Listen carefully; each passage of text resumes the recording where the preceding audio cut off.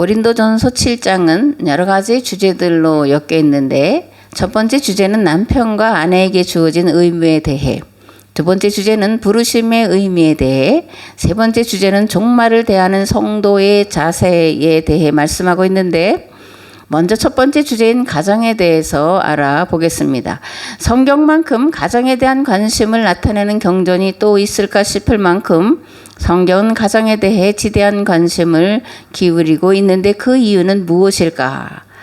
하나님께서 이 세상에 만들어 놓으신 세 기관이 있는데 가정과 교회와 국가예요. 그리고 교회와 국가 또는 사회를 이루는 가장 기초 단위가 가정이고, 하나님 이런 세 기관을 통해서 하나님의 뜻이 하늘에서와 같이 이 땅에서도 이루어지기를 원하시는 분이시기 때문에 특별히 이제 가정에 대해서 가장 많은 관심을 기울이고 계시다라는 겁니다. 아멘. 가정은 세상 모든 조직의 기초 단위죠. 그리고 가장 중요한 조직입니다. 가정이 가장 중요한 이유는 하나님의 창조를 대행하는 것이 가정이기 때문이에요. 가정을 통해서 하나님의 창조 사역이 지속되고 있기 때문에 하나님은 가정에 가장 많은 관심을 기울이고 있다라는 겁니다. 그런데 이런 가정 안에서 지켜져야 할 것이 있는데 첫째, 가정의 거룩과 순결이에요. 가정은 그 어느 것보다 거룩하고 순결해야 됩니다. 그래서 예수님께서는 하나님이 짝지어 준 것을 사람이 나누지 못한다 이렇게까지 말씀을 하고 있는데, 이 말씀은 가정은 이 땅의 평화를 이루는 최후의 보루요, 그러므로 가정이 깨어지게 하는 모든 것들에 대해서 하나님은 준엄한 심판을 하시겠다라는 말씀으로 이해가 됩니다. 하나님의 소원은 가정의 천국이 이루어지는 거예요. 그 안에서 생명이 창조되고 사랑으로 보호받고 자라는 겁니다. 믿는 성도는 가정의 천국이 이루어지도록 그러므로 힘쓰고 애써야 됩니다. 가정의 평화와 안녕을 위해 희생하고 수고하며 섬겨야 합니다. 하나님은 그런 가정을 통해 하나님 나라가 확장되도록 함께 하시고 도우시는 줄을 믿습니다. 아멘. 마태복음 19장에 이렇게 되어 있습니다. 바리새인들이 예수께 나와 그를 시험하여 이르되 사람이 어떤 이유가 있으면 그 아내를 버리는 것이 옳으니까? 예수께서 대답하여 이르시되 사람을 지으시니가 본래 그들을 남자와 여자로 지으시고 말씀하시기를 그러므로 사람이 그 부모를 떠나서 아내에게 합하여 그 둘이 한 몸이 될지니라 하신 것을 읽지 못하였느냐? 그런즉 이제 둘이 아니요 한 몸이니 그러므로 하나님이 짝지어 주신 것을 사람이 나누지 못할지니라. 아멘. 하나님이 짝지어 주셨다라는 말 속에 들어있는 의미는 결혼의 신성성을 말하는 겁니다. 결혼이 단지 남녀의 결합으로만 이루어지는 것이 아니라 하나님께서 개입하셔서 이루어지는 하나님의 일이라는 거예요. 하나님 그래서 가정의 탄생에 깊이 개입하시고 그리고 자녀의 탄생에도 깊이 개입을 하시는데, 앞에서 말씀드린 것처럼 가정을 통해 하나님의 창조 사역이 이어져야 하기 때문에 그렇습니다. 요한복음에 보면 예수님의 공생애의 시작을 가나의 혼인잔치에 참석하셔서 물과 포도주를 만드는 사건으로 기록을 하고 있습니다. 그러면서 이것이 첫 번째 표적이다 이렇게 말씀을 하는데, 요한복음 2장 1절에 보면 사흘째 되던 날 갈릴리 가나에 혼례가 있어 예수의 어머니도 거기 계시고 예수님과 그 제자들도 혼례에 청함을 받았더니 라고 기록하는데, 여기서 사흘째 되는 날이란 어떤 날을 말할까? 이것을 알기 위해서는 1장을 가야 되는데 1장에는 이튿날에 이튿날에 이튿날에라는 것이 3번 반복해서 나오고 있는 것을 볼 수가 있습니다. 그리고 2장 1절에 이제 사흘째 되는 날 이런 표현으로 시작을 하는데, 이 사흘째 되는 날은 어떤 날이냐? 6일째를 말한다라는 겁니다. 요한복음에 의하면 예수님은 공생애를 시작한 지 6일째 되는 날에 가나의 혼인잔치에 참석하셨고 물로 포도주를 만드는 표적을 보이셨다라는 거예요. 그러면서 사도 요한은 물로 포도주를 만드신 것이 예수님이 창조주 하나님이심을 보여주는 첫 번째 표적이다 이렇게 말씀하는데, 이런 하나님께서 에덴의 한 가정을 세우신 것처럼 예수님도 이 땅의 새로운 가정의 탄생을 알리는 그 일로부터 공생애를 시작하고 있다라는 것을 말하기 위해서 이렇게 기록을 하고 있다라는 거죠. 사도 요한은 예수님의 공생애 시작과 마지막을 6일, 일주일 단위로 이렇게, 왜냐하면 7일은 안식일이니까요. 6일, 한 주간으로 맞춰 놓고 있는데, 이는 창세기에 하나님께서 세상을 창조하신 역사를 6일로 기록하는 것과 같은 의미예요. 요한복음 1장 1절에 태초에로 시작을 하죠. 그럼 창세기 1장 1절은 어떻게 시작할까? 태초에라고 시작을 하고 있습니다. 결국 요한복음은 예수님이 태초에 천지를 창조하신 하나님이시다라는 고백을 하고 있다라는 겁니다. 아멘. 하나님의 창조는 6일 동안 진행되는데 마지막 날 제6일에 사람을 창조하시되 남자와 여자로 만드시고 그들로 한 가정을 이루게 하심으로 창조의 모든 사역을 끝마무리하고 있습니다. 마찬가지로 요한도 요한복음 1장과 2장에서 예수님의 공생의 한 주간을 기록하면서 마지막 날 즉 6일에 혼인잔치에 참석하신 사건으로 기록함으로 예수님이 하나님이시다, 창조주시다, 모든 만물의 근본이시고 근원이신 분이시다라고 선언을 하고 있다라는 겁니다. 아멘. 그러므로 하나님이 짝지어 주신 것을 사람이 함부로 나누어서는 안 됩니다. 이런 의미에서 요즘에 이제 문제가 되는 동성 간의 결혼을 성경은 결코 허락하지 않는다라는 것을 알아야 됩니다. 왜냐하면 하나님이 남자와 여자를 만드시고 그 둘로 하나가 되게 한 가정을 이루게 하셨기 때문이라는 거예요. 고린도전서 6장에 보면 하나님 나라를 유업으로 받지 못할 죄들이 열거되어 있는데 그 중에 하나가 남색하는 거예요. 남색이 뭐냐? 그러면 로마서 1장 26절에 보면 알 수 있는데, 남자가 남자와 더불어 부끄러운 일을 행하여 그들의 그릇 때문에 상당한 보응을 그들 자신이 받았느니라 라고 되어 있는데, 이거는 남자 간의 동성애를 말하는 겁니다. 인권 하는데, 그러면 진정한 인권이 뭐냐? 인권이란 사람답게 사는 권리를 말합니다. 그런데 남자가 남자로 더불어 부끄러운 일을 하는 것을 인권이네 자유네 하면서 그대로 나누어 둔다면 그것이 진정한 자유냐, 그것이 진정한 인권이냐라는 거예요. 절대 아닙니다. 그것은 방종이에요. 그리고 심각한 인권 침해다 이렇게 생각을 합니다.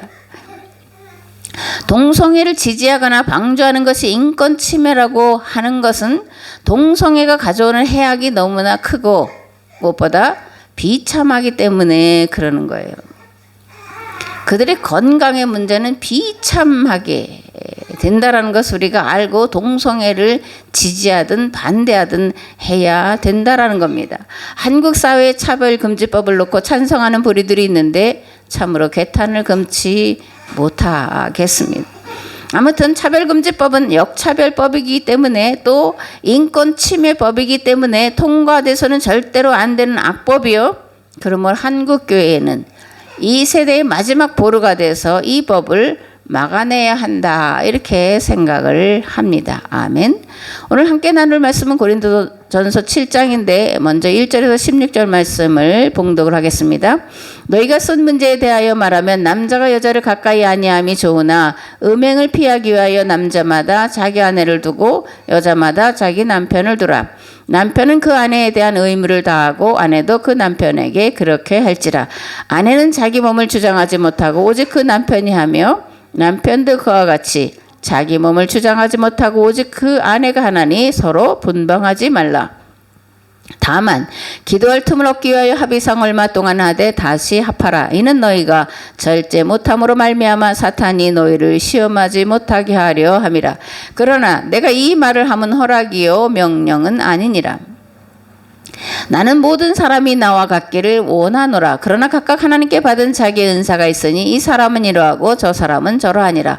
내가 결혼하지 아니한 자들과 과부들에게 이르노니 나와 같이 그냥 지내는 것이 좋으니라. 만일 절제할 수 없거든 결혼하라. 정욕이 불같이 타는 것보다 결혼하는 것이 나으니라. 결혼한 자들에게 내가 명하노니 명하는 자는 내가 아니요 주시라. 여자는 남편에게서 갈라서지 말고 만일 갈라섰으면 그대로 지내든지 다시 그 남편과 화합하든지 하라. 남편도 아내를 버리지 말라. 그 나머지 사람들에게 내가 말하노니 이는 주의 명령이 아니라 만일 어떤 형제에게 믿지 아니하는 아내가 있어 남편과 함께 살기를 좋아하거든 그를 버리지 말며 어떤 여자에게 믿지 아니하는 남편이 있어 아내와 함께 살기를 좋아하거든 그 남편을 버리지 말라.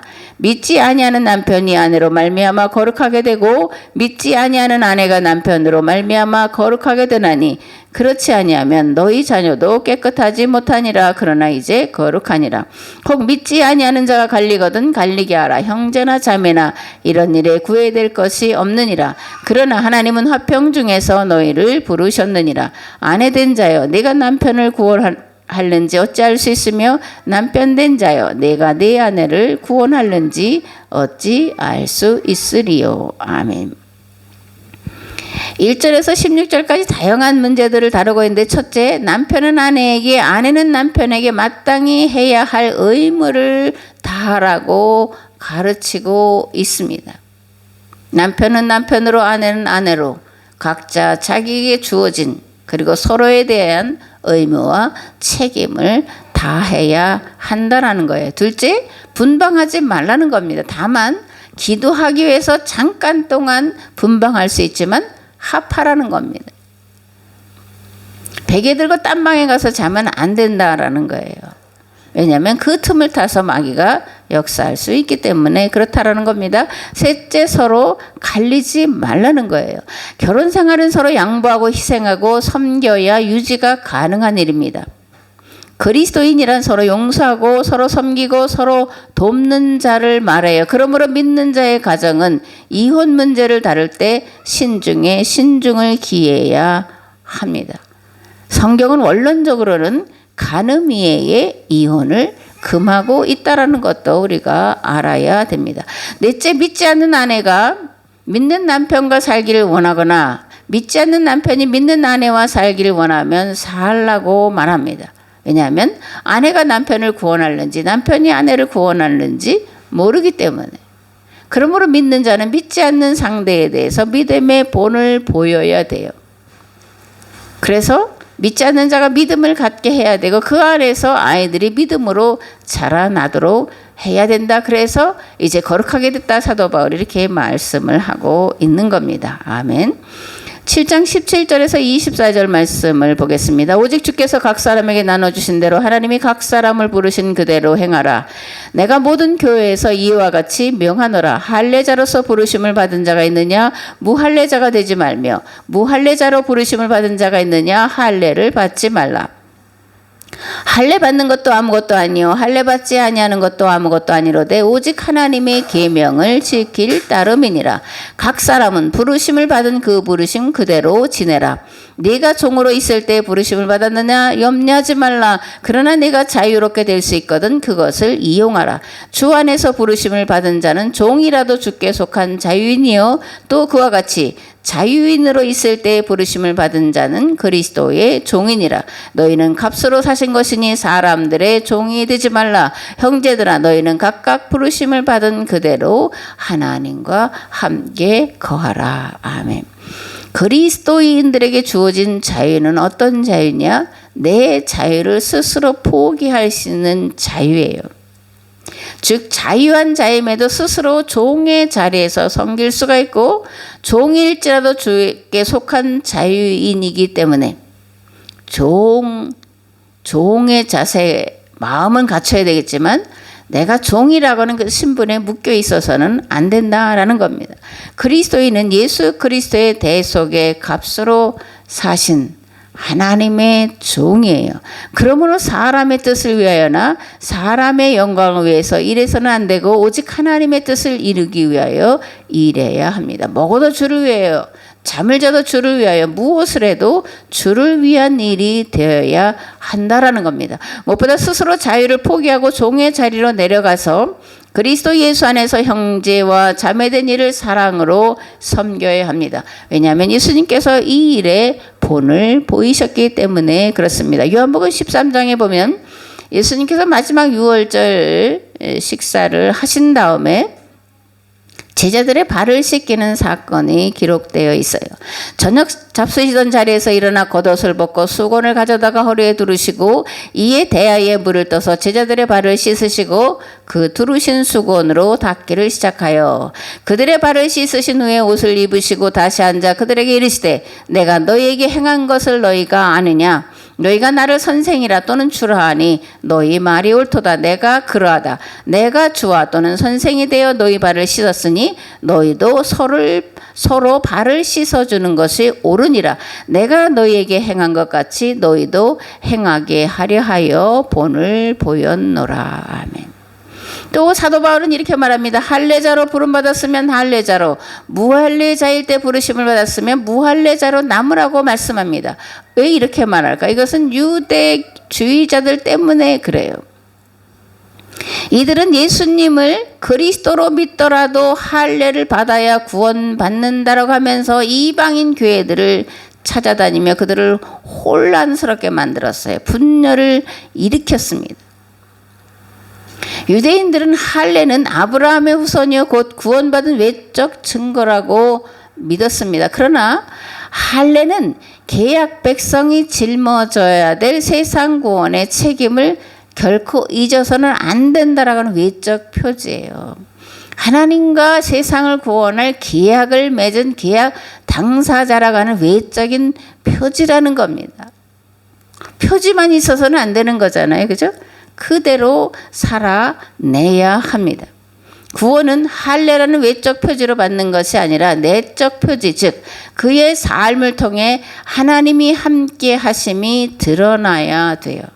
말씀의 인도를 따라가는 말과 행동 양식에서 온전히 하나님의 뜻이, 하나님의 법이 드러나야 한다라는 겁니다. 그런데 유대인들은 뭐예요? 외적인 표지, 할례를 아브라함의 후손이고 구원의 표징으로 삼으면서 예수님을 믿되 너희들도 할례 받지 않으면 구원받을 수 없다. 이렇게 잘못된 가르침을 하고 있는 것에 대한 사도 바울의 바른 가르침이라는 것을 알 수가 있습니다. 7장 25절에서 35절 말씀을 봉독하겠습니다. 처녀에 대하여는 내가 주께 받은 계명이 없으되 주의 자비하심을 받아서 충성스러운 자가 되어 내가 의견을 말하노니 내 생각에는 이것이 좋으니 곧 임박한 환난으로 말미암아 사람이 그냥 지내는 것이 좋으니라. 네가 아내에게 매었느냐 노이기를 구하지 말며 아내에게 노였느냐 아내를 구하지 말라. 그러나 장가가도 죄짓는 것이 아니요 처녀가 시집가도 죄짓는 것이 아니로되 이런 이들은 육신의 고난이 있으리니 나는 너희를 아끼노라. 형제들아 내가 이 말을 하노니 그 때가 단축하여진 거로 이후부터 안에 있는 자들은 없는 자같이 하며 우는 자들은 울지 않는 자같이 하며 기쁜 자들은 기쁘지 않은 자같이 하며 매매하는 자들은 없는 자같이 하며 세상 물건을 쓰는 자들은 다 쓰지 못하는 자같이 하라. 이 세상의 외형은 지나감이니라. 너희가 염려 없기를 원하노라. 장가가지 않은 자는 주의 일을 염려하여 어찌하여야 주를 기쁘시게 할까 하되 장가간 자는 세상 일을 염려하여 어찌하여야 아내를 기쁘게 할까 하여 마음이 갈라지며 시집가지 않은 자와 처녀는 주의 일을 염려하여 몸과 영을 다 거룩하게 하려 하되 시집간 자는 세상 일을 염려하여 어찌하여야 남편을 기쁘게 할까 하느니라. 내가 이것을 말함은 너희의 유익을 위하며 너희에게 올무를 놓으려 함이 아니니 오직 너희로 하여금 이치에 합당하게 하여 흐트러짐이 없이 주를 섬기게 하려 함이라. 아멘.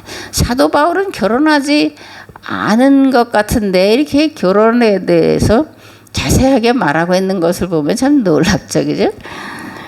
마지막으로 사도 바울은 종말의 때에 어떻게 행할 것을 가르치고 있는데 뭐라는 거예요? 안에 있는 자들은 없는 자같이, 우는 자들은 울지 않는 자같이, 기쁜 자들은 기쁘지 않은 자같이, 매매하는 자들은 없는 자같이, 세상 물건을 쓰는 자들은 다 쓰지 못하는 자같이 하라는 겁니다. 주님의 재림을 기다리면서 있는 자는 없는 자처럼 없는 자는 있는 자처럼 스스로 자족한 삶을 살라고 요청을 하고 있습니다. 아멘. 신앙생활의 성공 여부는 어디에 달려 있을까? 저는 집중력에 달려 있다 이렇게 생각합니다. 그럼 무엇에 집중해야 신앙생활의 성공을 할까? 첫째는 하나님 나라와 그의 의를 이루는 일에 집중해야 됩니다. 둘째는 기도에 집중을 해야 돼요. 기도에 집중하는 것은 하나님께 집중하는 것과 같습니다. 하나님께 집중할 때 하나님께로부터 주어지는 믿음과 나타나는 능력으로 하나님의 말씀을 분명하게 이해할 수 있을 뿐만 아니라 증거할 수 있고 또한 하나님의 뜻을 살아갈 수 있기 때문에 하나님의 나라와 하나님의 의를 이루는데 또 그 일을 쓴 힘과 능력을 얻게 하여 기도에 집중해야 된다. 하나님께 집중해야 된다. 이것이 신앙생활의 성공의 비결이다라는 겁니다. 아멘. 사도 바울을 비롯해서 초대교회 성도들은 임박한 종말을 기대하며 살아갔습니다.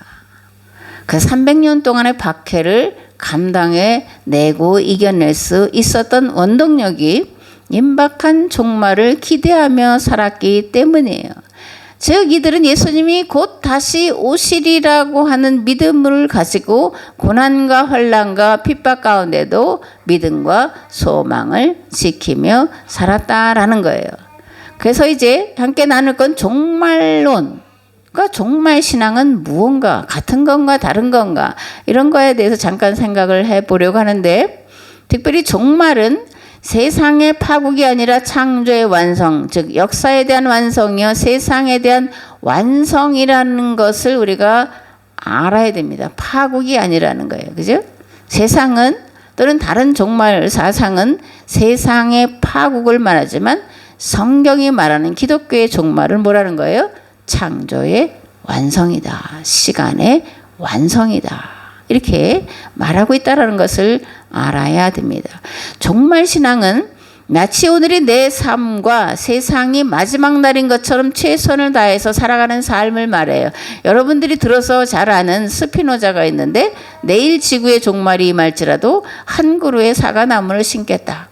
이 얼핏 들으면 아니 내일 지구의 종말이 임하는데 사과나무를 심어서 무슨 소용이 있냐 이렇게 말할 수 있지만 이 말을 어떻게 받아들일 수 있냐? 종말이 온다고 난리법석 떨면서 정작 오늘 내가 해야 할 일을 하지 않는 게으르고 나태한 자들을 향해서 오늘 할 일이나 똑바로 하라는 일침이 아닐까? 저는 그렇게 생각을 합니다.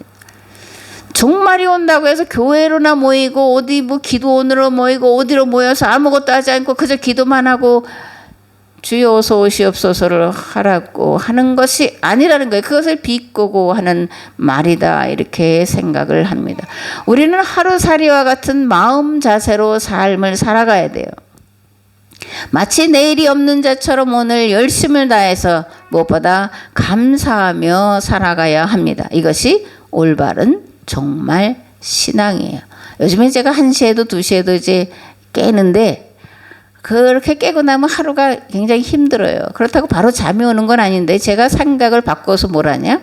어차피 깨어난 거, 바로 잠들 수 없는 거 기도하자. 불평하면 한없이 불평스러운데 기도할 수 있는 시간을 주신 것에 감사하자. 이런 생각을 하고 이제 요 며칠 또 새벽 2시 이렇게 엎드리는데 그런 거예요. 실제 상황과 내 생각과 내 어떤 믿음은 다른 차원의 것이라는 겁니다. 그 상황을 보고 그 상황에 매몰되고 함몰되어서 쓰러지는 것이 아니라 그 상황 속에서 하나님이 내가 무엇을 선택하고 무엇을 행하는 것을 원하시는지를 생각하고 그 일을 하는 것, 이것이 믿음 있는 자의 바른 자세다 이렇게 생각을 합니다. 기독교는 절대 희망의 종교예요. 고난이나 환난이나 핍박이 올지라도 하나님께서 함께 하실 믿고 내일을 향해 나아가는 종교라는 것을 우리는 분명히 인식을 해야 할 줄을 믿습니다. 아멘. 종말론에는 성경이 말하는 종말과 세상이 말하는 종말 또는 말세가 있는데 세상의 종말론자 또는 말세론자들은 세상이 멸망할 거다라고 생각을 해요. 그리고 그 날과 시를 계산해 내려고 애씁니다. 특별히 이단들은 종말의 때가 올 것이라고 주장하면서 세상 것은 다 사라질 거니까 다 필요 없다라고 말하면서 나에게 가져와라. 이게 이단의 특징이라는 거 여러분들 알아야 돼요. 종말이 오는데 돈이 무슨 필요가 있냐, 직장이 무슨 필요가 있냐, 가정이 무슨 필요가 있냐, 생명이 무슨 필요가 있냐, 다 필요 없다라고 하면서 정작 자기들은 돈을 챙긴다라는 거, 이속을 챙긴다라는 거, 이게 이단의 특성이라는 것을 우리가 잘 알고 있어야 돼요. 그래서 어리석게 이단에 빠져서 이단 교주를 섬기다가 영원히 지옥에 가는 그런 선택을 해서는 안 됩니다. 또 이단이나 세상의 종말론자들은 세기 말이나 어떤 기이한 현상들이 나타날 때마다 말세라고 하면서 어리석은 백성들을 혹세무민한다 그러잖아요. 어리석은 백성들을 미혹해서 끌어갑니다. 두려움에 사로잡히게 만들고 비관적으로 세상과 삶을 바라보도록 만들어요. 그러나 그 날과 그 시는 하나님만 아시는 날인 줄을 아시기를 바랍니다. 또 그날은 예수 그리스도께서 세상에 다시 임하셔서 믿는 자들을 영생의 부활로 나아가도록 이끄시는 은혜의 날이라는 것을 우리가 반드시 알고 그 은혜의 날을 사모하면서 하루하루를 오늘이 내 인생의 마지막 날인 것처럼 최선을 다해서 무엇보다 기쁨과 감사로 살아가야 한다라는 겁니다. 아멘. 종말에는 현재적 종말, 역사적 종말, 미래적 종말이 있어요. 그러니까 다양한 종말론이 있습니다. 그리고도 말하지만 성경이 말하는 종말은 창조의 완성이라는 거예요. 성경이 말하는 종말은 첫째 무엇을 완성하냐? 시간을 완성하는 겁니다. 시간은 창조된 거죠. 그죠? 그래서 이 시간은 우리에게 제한되고 유한한 시간이에요. 그러나 종말에는 이런 시간이 완성되어 유한이 아니라 무한으로 그리고 영원으로 변화된다라는 겁니다. 둘째로 세상 파멸을 말하는 것이 아니라 뭐라는 거예요? 마귀와 그 추종세력 곧 정사와 권세자들에 대한 심판을 말한다라는 겁니다. 심판 뭘까요? 죄의 지배력을 끝장내는 것을 말합니다. 인간을 불행하게 만드는 죄의 지배력이 끝나는 것, 곧 사탄과 그 추종자들의 종말을 말하는 거예요. 아멘. 셋째, 창조의 완성으로서의 종말을 말한다라는 겁니다. 창조의 완성, 모든 것들이 하나님이 세상을 창조하실 때의 본래의 그 아름다운 상태, 조화와 균형의 상태로 돌아가는 것을 종말이다 이렇게 성경은 말씀하고 있다라는 겁니다. 아멘. 넷째, 만유의 변화를 말해요. 고린도전서 15장에 보면 이렇게 되어 있습니다. 보라 내가 너에게 비밀을 말하노니 우리가 다 잠잘 것이 아니요 마지막 나팔에 순식간에 호련히 다 변화되리니 나팔 소리가 나며 죽은 자들이 썩지 아니할 것으로 다시 살아나고 우리도 변화되리라. 이 썩을 것이 반드시 썩지 아니할 것을 입겠고 이 죽을 것이 죽지 아니함을 입으리로다. 아멘. 종말의 때에 우리는 순식간에 변화된다라는 거예요. 어떤 몸으로? 그리스도의 부활의 몸과 같은 부활체로 부활한다라는 겁니다. 다시는 썩지 않는, 다시는 죽음이 없는 그런 영원한 부활체로 변화된다라는 것을 말씀하고 있습니다. 종합하면 기독교의 종말은 세상 파국이 아니라 창조의 완성이라는 거예요. 영원히 하나님 나라에 들어가는 것이 아니라 부활한 몸으로 주님과 같이 변화된 몸으로 영생에 이르는 것을 말하고 있다라는 겁니다. 현세와 내세는 나눠진 것이 아니죠. 하나의 다른 측면입니다. 우리는 지금 현세라는 이 측면을 보고 살아가는데 그 반대편 측면은 내세라는 것. 그죠? 창조의 완성으로서의 종말이 기다리고 있다라는 겁니다. 우리는 그러므로 죽은 다음에 천국에 들어가는 것이 아니라 지금 이 땅에서 천국을 실현하며 천국의 삶을 살아가야 한다라는 것을 잊지 말아야 합니다.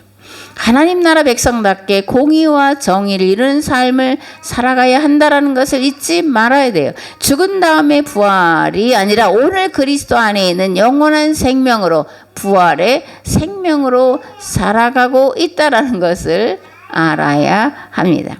또한 하나님 나라는 우주 공간 어디에 있는 것이 아니라 어디예요? 지금 우리 가운데, 믿는 자들 가운데 임해 있다라는 것을 알고 우리는 그 천국을 누리면서 다른 사람들을 이 천국으로 초청하는 일들을 위해서 살아가야 된다. 그런 말씀이에요. 아멘. 요한계시록 21장에 이렇게 되어 있습니다. 또 내가 새 하늘과 새 땅을 보니 처음 하늘과 처음 땅이 없어졌고 바다도 다시 있지 않더라. 또 내가 보매 거룩한 성새 예루살렘이 하나님께로부터 하늘에서 내려오니 그 준비한 것이 신부가 남편을 위하여 단장한 것 같더라.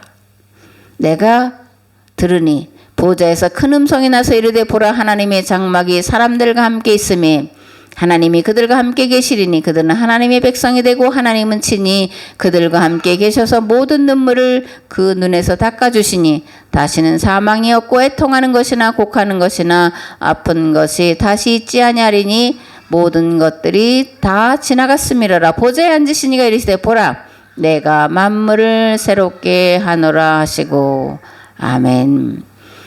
부활은 변화를 말하는 겁니다. 인간은 하나님의 형상을 공유하고 있는 존재죠. 그러므로 죽은 다음에 그리스도가 변화된 것처럼 변화하는데 그것을 부활이라고 하는 거죠. 그리고 몸의 부활을 말한다는 겁니다. 또한 정신과 기억도 새롭게 변화해야 된다는 것을 우리가 알아야 돼요. 믿는 자의 부활은 예수 그리스도의 완전하신 같이 완전에 이르게 되는 것을 말한다는 것 또한 우리가 알아야 됩니다. 종말의 때, 종말의 시간은 정해진 것인가? 아닙니다. 종말의 때와 시기는 하나님만 아신다라고 말씀하고 있는데 이 말은 뭐라요? 종말의 때는 정해져 있지 않다라는 겁니다. 종말의 때는 교회와 성도가 어떻게 하느냐에 따라서 미루어질 수도 있고 당겨질 수 있다라는 거예요. 교회와 성도가 이 세상의 죄를 끝장내는 날에, 그죠? 하나님의 나라가 이 땅에 임한다. 전적인 교회와 성도들의 책임이다. 라는 것을 우리가 알아야 합니다. 언제 마귀와 그 세력들을 끝장낼 수 있냐? 교회와 성도가 서로 사랑할 때예요. 서로 사랑할 때 그 틈바구니에 마귀는 틈탈 수가 없습니다. 우리가 서로 사랑하지 않으니까 그 사이에 마귀가 틈타서 미움, 다툼, 시기, 질투 이런 것들을 일으키는 거예요. 그러므로 우리가 서로 사랑할 때 마귀의 세력을 끝장낼 수 있습니다. 둘째로 우리가 예수님이 가신 십자가의 대속의 삶을 살아낼 때 이 세상의 죄와 그 세력들을 끝장낼 수가 있어요. 셋째로 이 땅에 하나님 나라가 이루어지기를 그 일이 내게 원한으로 맺혀야 돼요. 그래서 밤낮으로 그 일을 부르짖어야 돼요. 누가복음 18장을 제가 거의 한 달 동안 계속 이 부분을 묵상을 하고 있는데 원한에 이제 제가 꽂혀서 이제 기도를 하고 있는데 하나님은 이 땅에 하나님 나라가 이루어지는 일이 원한처럼 새겨져서 그 일이 이루어지기를 밤낮으로 부르짖는 자들의 기도를 들어 응답을 하신다라는 거예요. 오늘 우리는 종말 신앙을 가지고 매일매일 최선을 다하는 삶을 살기를 결단해야 합니다. 하나님 나라와 의가 이루어지는 일에 원한을 삼고 기도할 것을 결단하는 그런 시간이 돼야 돼요. 하나님은 그러한 자를 찾으시고 그에게 성령의 능력과 권능을 물붓듯 쏟아부어 주셔서 그 일을 이루도록 역사해 주실 줄을 믿습니다. 아멘.